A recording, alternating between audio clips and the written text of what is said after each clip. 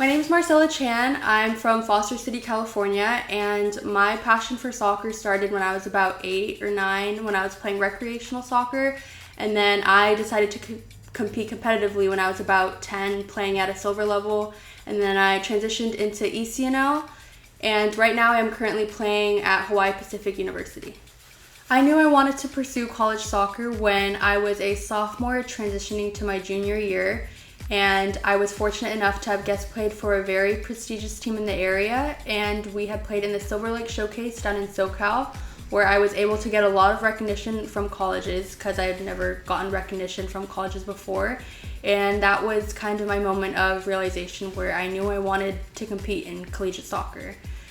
However, the pandemic did hit, and that was a setback, but through the setbacks I had two people that motivated me to complete my goal, and one of those people was my sister, Sonia, and I looked up to her as a leader, and I saw her work ethic through the pandemic before and after and during, and her commitment to just keep playing, which pushed me. And then in addition to that, I was selected to be a part of a series called The Lost Season on ABC, where I had documented my whole college recruiting process, and that then further motivated me to just complete my goal to play college soccer. So my biggest setback in soccer was when I was about 15, where I had a really bad experience and I had an unhealthy relationship with the coach. And it got to the point where at one of the games, I had lost all my motivation and my passion for the game, and I realized that I didn't want to play for the coach anymore. And so after that, and after talking to a lot of different coaches, friends, and family and mentors, I decided to still play and compete where I was able to balance the competitiveness and being able to have fun. And from that allowed me to kind of regain my love for the game again. So my best experience in club soccer was when we played in Surf Cup, and we placed second and lost in the final round in PKs.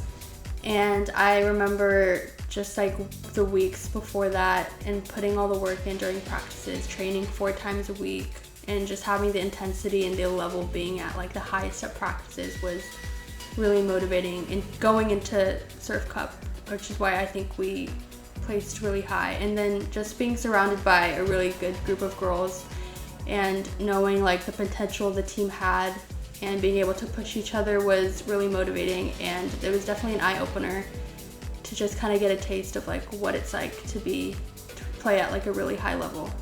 So through the college recruiting process in the pandemic, there were definitely a lot of ups and downs, and the ups for me was being able to test my motivation and having the 1v1 facility and the training to come to, whether it was before class or after class.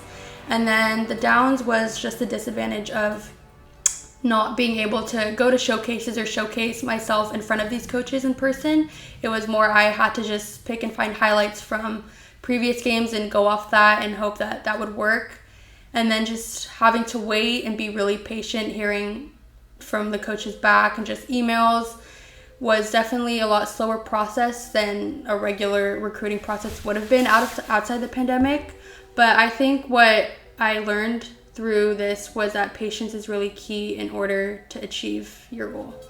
So my first year at Hawaii Pacific, I had a really good opportunity to start almost every single game, and I was getting a lot of minutes in, and I really, really love the style of play that we were playing, and I was able to bond with the girls a lot. And through season, managing with school, practices, and just social life, it definitely tested my ability to prioritize what needed to be prioritized. So obviously having school first and then the soccer, because you're a student athlete, you're a student first and then you're an athlete, which I kind of learned. And being a part of a team where I was able to make connections with the coach and the girls was really important, and I look really forward to next season. So my message to young athletes and for those who want to compete at a really high level is to really enjoy the struggle and kind of let that shape you as a player. Also just challenging yourself every day, but also finding the balance of allowing yourself to have fun And just learning to prioritize yourself and your needs just beyond the sport you're playing, but also just your well-being, mental and physical state. All right, guys, we're in the final segment of this interview, and we're gonna finish up with a little bit of a ping pong question for you. You have to respond right away, okay? Promise that. All right, beautiful. Favorite pregame music? Any Bay Area music or Can't Hold Us by Macklemore. Favorite music artist in this moment? A Boogie or Kaylin Furfuro. Win 1-0 or 3-2, and why? 3-2. I feel like you get a bigger victory, more competitiveness in it. Okay. Favorite all-time athlete? Naomi Osaka, for sure. Favorite hobby and why?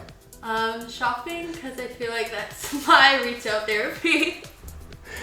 I love shopping too, just FYI. Dream car? Probably a Bentley. A Bentley? Yes. I feel like for a Bentley, you're gonna have to get the Bentley and a driver. Yeah. Because it's not fun to drive it. It's Yeah. someone that needs to open the door. Favorite food? Ooh, probably Filipino food. My grandma makes really good chicken adobo or lumpia. I need to try that. Most used emoji when you text? The laughing emoji. Which one is it? The crying, like the laughing face one? Laughing and like... The tears coming out. Yeah. Most motivating song? Like before game days. Most motivating song. Or, you know what? Let's scratch that. Most motivating song ever. Just like in what terms though? I feel like inspirationally, I feel like Okay. I'll go with like a Janae Aiko song. Okay, that's perfect. Ways, yeah. Okay, beautiful. Last question. Pre-game meal and post-game meal. Your pregame meal has to be just like a sandwich or something. Post meal probably pasta. Pasta? Yeah. Love pasta. Well, thank you so much. Your Thank time is you. greatly appreciated.